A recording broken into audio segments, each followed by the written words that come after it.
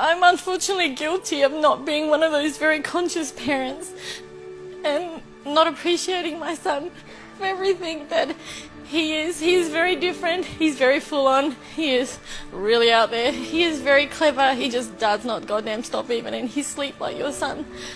And I don't know how to deal with that shit sometimes, and I just lose it. And we were talking last night about how we speak to our son. And I know I'm not a bad mum. I know that I only did what I knew then. Yeah. How old's your son? He's 8. Beautiful. Do you know the best thing about this scenario right now? What? Do you know when a child's brain becomes fully developed? When they're about 10? No, 28. Oh, 20, oh thank God, I could fix it. Yeah, you can. But here's what we need to understand as parents. Kids are loud, they're messy, they're all over the place, they're intense, and that's how kids are supposed to be. Kids aren't supposed to be well behaved. They're supposed to basically come into this world and flail their arms and find out where the boundaries are. That's what kids do. And our job as parents is to allow them to find those boundaries safely.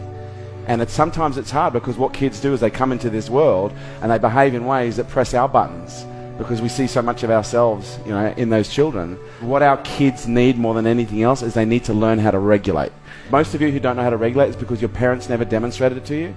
Because when a child is having a meltdown, what do most parents typically say? Stop it. Just stop it. For God's sake, stop it. Go to your room. I'm sick of hearing you carrying on. Whereas what a child needs in those moments is a nice, calm parent in the midst of a shitstorm is just to get down on one knee and grab them and bring them in and just hold them and say, it's going to be okay. Just breathe. Just breathe. A child can feel the quality of your presence.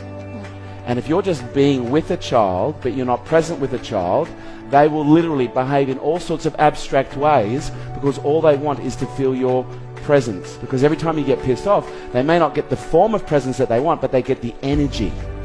They get the connection.